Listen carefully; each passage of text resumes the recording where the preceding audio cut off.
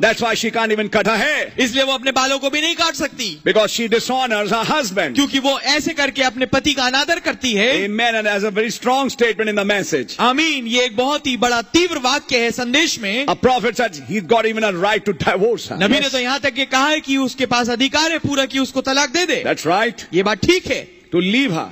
कि उसे छोड़ दे, Because she dishonors her husband. क्योंकि वो अपने पति का अनादर करती है. Think deep. गहरा सोचिए. Our Lord Jesus said, outside adultery there was no other cause. हमारे प्रभु यीशु मसीह ने बोला कि बिना व्यभिचार के कोई और कारण नहीं है. Did you think of that? क्या आपने कभी इसको सोचा? Since it's a question answers and learning session, think. क्योंकि ये प्रश्न और उत्तर वाला एक सेशन है और सीखने का सेशन है, तो मैं कहूंगा आप सोचिए. Our Lord said, प्रभु यीशु ने कहा, outside of fornication a man has got no reason to leave his wife. व्यभिचार को छोड़ एक पुरुष के पास कोई अधिकार नहीं, कोई कारण नहीं बनता कि वो अपनी पत्नी को छोड़े. In other words, दूसरे शब्दों में, and when the time of Paul comes, जब पौलुस का समय आता है, he says a woman who cuts her hair dishonors her husband. उसने ये बोला, पौलुस ने ये बताया कि एक स्त्री जो अपने बालों को काटती है वो अपने पति का अनादर करती है. Other two scriptures, and then a prophet came today. और फिर एक नबी आया आज, And he said, और उन्होंने कहा, a woman who cuts her hair, her husband has even a right to divorce her, put her away.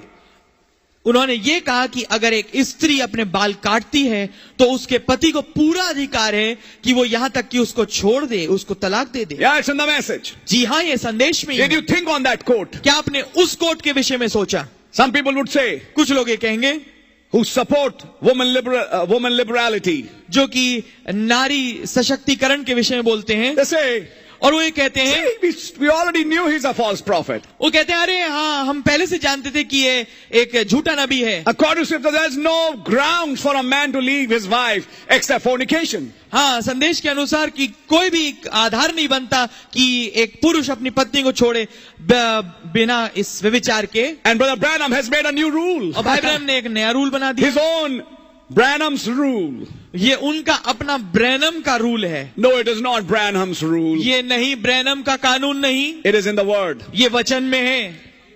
And mind you, this is the one to whom the 7 angels came. और आप जाने कि ये वो है जिसके पास 7 दूत आए. And the best part is God says yea and amen to what he says. Amen. और सबसे उत्तम बात ये है कि खुदावन हर एक बात जो वो कहता है हाँ और आमीन कहता है. But you know, being a man, he makes mistakes. पर आप जानते हैं मनुष्य होने के नाते वो गलती करते हैं. No, he doesn't.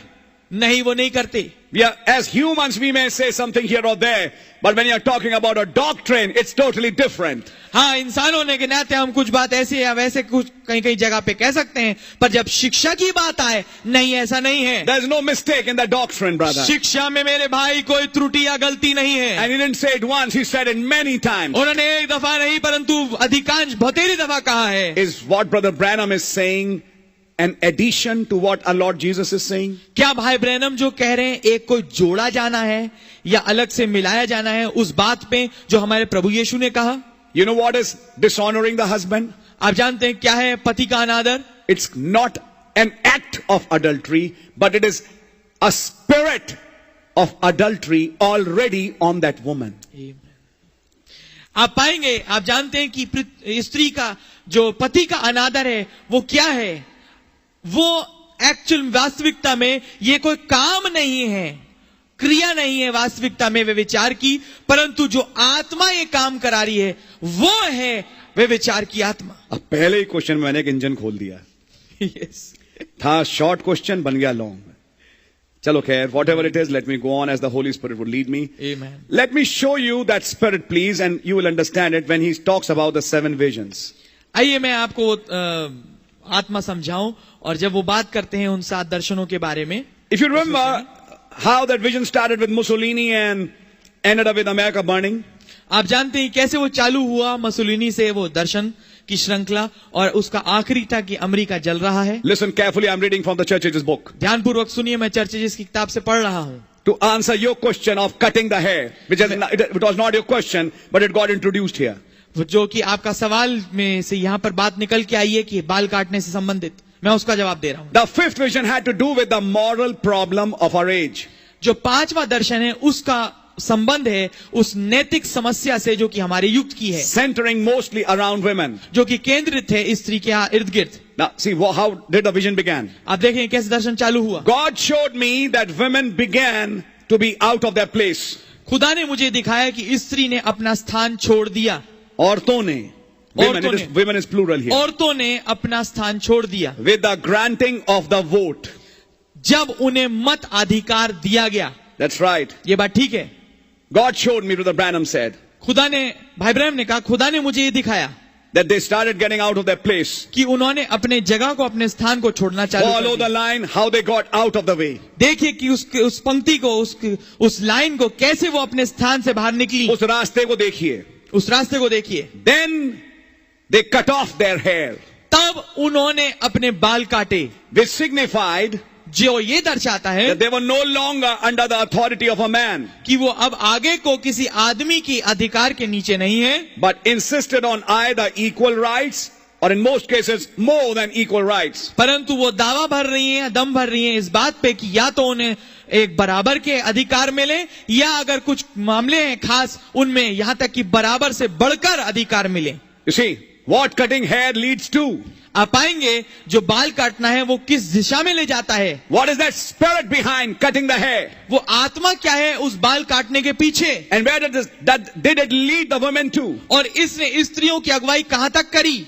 Next stage. अगली स्थिति, She adopted men's clothing. उसने पुरुष के कपड़ों को पहनना चालू कर दिया. And went into a state of undress. और वो एक ऐसी स्थिति में आ गई जिसमें उसने सारे कपड़े उतार दिए. Now that यहां से आपके लिए बहुत आसान हो जाएगा.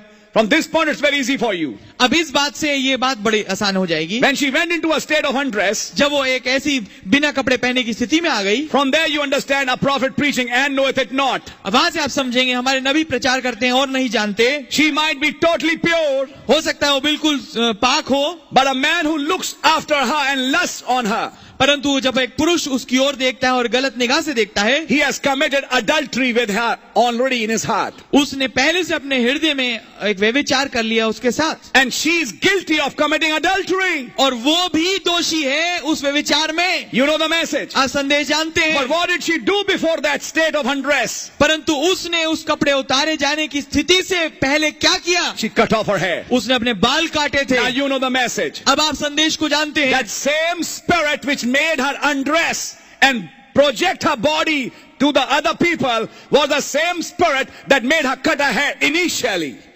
आप पाएंगे कि वही आत्मा जिसने उसको आमादा किया कि वो अपने देह को दिखाए और प्रदर्शित करे और अपने कपड़ों को हटाए, वही आत्मा था जिसने पहले उसको बाल काटने के लिए आमादा किया था. In other words, दूसरे शब्दों में, what kind of spirit was cutting the hair? तो किस किस्म का आत्मा बाल कटवा रहा था. It was a spirit of adultery, ये था व्यभिचार का आत्मा, which later on manifested in undress. जो आगे चल के कपड़े उतारे जाने की स्थिति में प्रकट हुआ. It's very clear. ये बिल्कुल स्पष्ट है. So what Lord Jesus said and what Brother Branham said are not two different statements. तो जो कुछ भाई ब्रैनम ने बोला और और प्रभु यीशु मसीह ने बोला, ये दो अलग अलग वाक्य नहीं है. I'll give another quote. मैं आपको एक और कोट दूंगा. God of this evil age. इस बुरे युग का देवता. And in other messages. और दूसरे और संदेशों में A very significant statement Brother Branham made. एक बहुत मार्के का वाक्य भाई ब्रैनम ने बोला है. God is going to judge you according to the spirit you are governed by. खुदावंद आपका न्याय उस आत्मा के अनुसार करेगा जिसके द्वारा आप चलाए जाते हैं. He gave an example. उन्होंने एक उदाहरण दिया. A woman can be pure. एक स्त्री बहुत पाक हो सकती है, but she wears scanty clothes, परंतु वो बहुत कम कपड़े पहनती है. and men look on her and lust on her. और जो पुरुष हैं वो उसकी ओर देखते हैं और उनके अंदर गलत भावनाएं आती हैं. Brother Branham said, भाई ब्रैनम ने कहा, though she may be as pure she can be, हो सकता है वो अपने आप में तो बिल्कुल पाक और पवित्र हो पाए जितनी हो सकती है, but she's under the influence of a foul lustful spirit. परंतु वो एक प्रभाव के नीचे है, एक बुरी भद्दी वासना से भरी हुई आत्मा के नीचे. And knoweth it not. और नहीं जानती. That's the problem. ये है समस्या. They cut their hairs. वो अपने बाल काटते हैं. Now you can understand that same spirit, if you try to go deeper and deeper into this, it makes trimming of hairs. It makes trimming of these things, all these kinds of things. और अब आप इसके जो है गहराई में जा सकते हैं, इसके आत्मा में, कि हाँ वो विवश करता है कि बस ट्रिम कर लिए जाए बालों को ट्रिम किया जाए और इन बहोयों को बनाया जाए और ये तमाम चीजों को किया जाए. You can identify that spirit now. अब आप उस आत्मा को पहचान सकते हैं. It's a lustful spirit, brother, sister. ये एक वासना वाली आत्मा है मेरे भाई. And so you can understand that a woman who dishonors her husband the man has a right to even divorce her. तो अब आप समझ सकते हैं इस वाक्य को कि जब एक स्त्री अपने पति का अनादर करती है तो उस पति By को cutting her hair, अपने बालों के काटने के द्वारा तो उसके पास ये अधिकार है कि उसको वो छोड़ सकता है. Now these are the answers which the world doesn't like. अब ये ऐसे जवाब हैं जो दुनिया नहीं पसंद करती. But if you are really a Christian, परंतु अगर आप वास्तविकता में मसीह हैं and read your Bibles and the message, और संदेश को पढ़ते हैं और बाइबल को पढ़ते हैं, I think you'll appreciate the answers which are being given. मैं सोचता हूँ आप सराहेंगे उन जवाबों को जो दिए जा रहे हैं. So as per paragraph 199, तो paragraph 199, I think you have understood clearly now there are two different covenants. One was before sex and Adam and Eve are co-equal.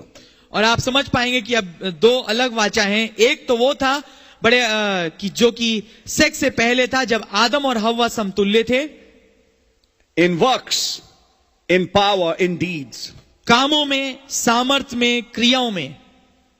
It was a love relationship, a perfect love relationship. ये एक सिद्ध प्रेम संबंध था.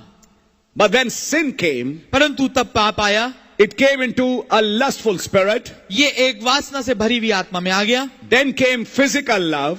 फिर आया भौतिकी प्रेम. I would call it filio. मैं उसको फिलियो बोलूंगा. Which had jealousy and all those things in it. जिसमें जलन और ये तमाम चीजें होती हैं. That was not the original love. ये मूल प्रेम नहीं था. The original love was agapao love. जो मूल प्रेम था वो तो अगापाओ प्रेम था. That is why इसलिए I'll show you that.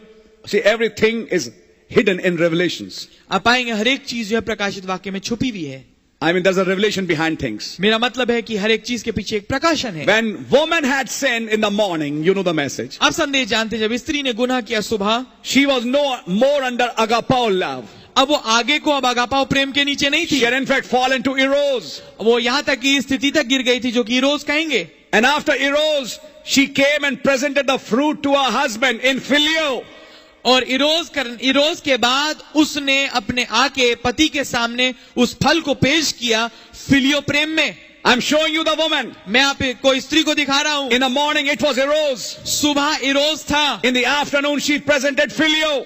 और सांझ दोपहर को उसने फिलियो को प्रस्तुत किया. And Adam, knowing that if I don't take part, she would be lost. और आदम ये जानते हुए कि अगर मैं भागी नहीं होऊंगा तो वो बर्बाद हो जाएगी, he showed the character of a godly love. उसने खुदा के चरित्र को दिखाया, खुदा के प्रेम को. Knowingly, जानबूझ के. he was not deceived. वो धोखे में नहीं आया. He took her. उसने उसको ले लिया to be a partaker with her. ताकि वो उसके साथ भागी हो जाए. And fell with her. और उसके साथ गिर गया. I hope you're understanding. मैं आशा करता हूं आप समझ रहे होंगे. But the love man showed initially was not filio. परंतु जो प्रेम मनुष्य ने दिखाया पहली दफा वो फिलियो नहीं था. Try to understand it. Amen. समझने की कोशिश करिए. I don't hope this doesn't go over your head. मैं आशा करता हूं आपके सिर के ऊपर से ना चला जाए. When the woman presented the fruit to him, she had fallen, but he had not yet fallen. Amen. Amen. जब स्त्री ने उस फल को पेश किया, प्रस्तुत किया उस पुरुष के आदम के सामने, तो वो स्त्री तो गिर चुकी थी, परंतु ये आदम अभी गिरा हुआ नहीं था. And I want to show you that the love he initially projected to his wife was agapao. और मैं आपको ये दिखाना चाहता हूं कि शुरुआत में जो उसने प्रेम दिखाया अपनी पत्नी को, वो अगापाओ था. Because he knew this is wrong. क्योंकि वो जानता था कि ये गलत है. As God, Christ knew we are wrong. जैसे खुदा मसीह जानते थे कि ये गलत है. But he gave himself for you and me. परंतु उन्होंने अपने आप को मेरे और आपके लिए दे दिया. To redeem us. ताकि हमें छुड़ा ले. Man knowingly, because he loved his wife, went for her. पुरुष जो है जानबूझ के, क्योंकि वो अपनी पत्नी से प्रेम करता था, उसमें शरीक हो गया. Man fell from agapao to filio. मनुष्य जो है, पुरुष जो है, वो अगापाओ से गिरा ताकि फिलियो में आ जाए. And the woman had fallen from agapao to first eros and then filio. Amen. और जो स्त्री है वो पहले इरोज अगापाओ से इरोज में गिरी थी और फिर फिलियो में आई। I hope you're understanding it. मैं आशा करता हूं आप इसे समझ रहे होंगे। May God really bless you. काश खुदावन आपको वास्तविक में बरकत दे। And when God brought the punishment, और जब खुदावन सजा को लेके आए, He cursed the serpent उन्होंने श्राप दिया सर्प को, so that no beastly animal can bring a erotic, I should say that eros love with a human. कि अब ऐसा आगे को कोई भी जो जानवर है, पशु है, वो ये इरोस का प्रेम अब एक इंसान के साथ ना लेके आ पाए। Because first is agapao, क्योंकि पहला अगापाओ है, next is filio, अगला है फिलियो, and down is eros. और कहीं नीचे इरोज है, And it has got also levels. और उसमें भी अलग अलग स्तर पाए जाते I हैं। hope you're understanding it. मैं आशा करता हूँ समझ रहे The होंगे। woman had fallen to eros.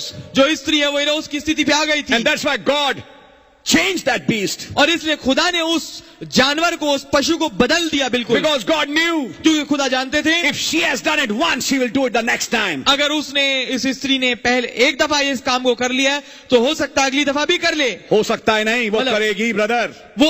वो बाद में भी ये हो सकता है वाली बात नहीं है। God knew that once she has gone there, she will go again.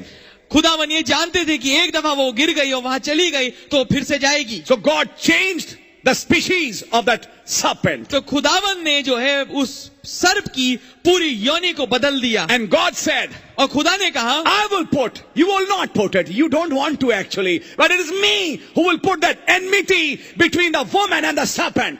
और खुदा ने बोला, मैं बैर उत्पन्न करूंगा, मैं लेके आऊंगा, तुम नहीं चाहते, तुम नहीं करोगे, परंतु मैं तुम में और इस सर्प में बैर उत्पन्न करूंगा। तुमने तो दोस्ती निभाई भाग्यदन में, तुम तो दोस्ती निभाने गई थी ना मैडम, जब आदम तुम्हारे साथ नहीं था।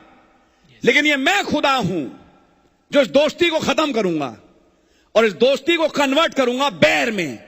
जितना प्यार दोस्ती में हुआ उतना ही बैर होगा उसका तुमसे और तुम्हारा उससे। ये मैं करूंगा। This is what the scripture says. यही पवित्र शास्त्र कहता है। Because God is not for that. But let me now tell you something. Let me now tell you अब मैं आपको something. कुछ बताऊंगा। In the repopulation by sex, इस जनसंख्या को बढ़ाए जाने के द्वारा, सेक्स के माध्यम से, God allowed filio खुदा ने अनुमति दी इस फिलियो प्रेम की, to repopulate the earth, ताकि दुनिया की जनसंख्या को बढ़ाया जाए, but not eros. पर इरोस की नहीं दी। Amen. Yes. When you talk about eros, जब आप इरोस के बारे में बात करते हैं, that is other kinds of sexual sins which are mentioned in the sins of Sodom and Gomorrah. ये दूसरे किस्म के सेक्स संबंधित गुनाह हैं जिनका उल्लेख दिया हुआ है सदोम और अमोरा के विषय में। In Romans chapter 1, रोमियो पहले अध्याय में, in Galatians, गलतियों में, when the works of flesh are written by Paul, जहां पर शरीर के कामों को लिखा गया पौलुस के द्वारा, they are eros. ये सब इरोस हैं। And Paul said, और पौलुस ने कहा, because you were born in sin, क्योंकि तुम पाप में जन्मे, you are subject to that.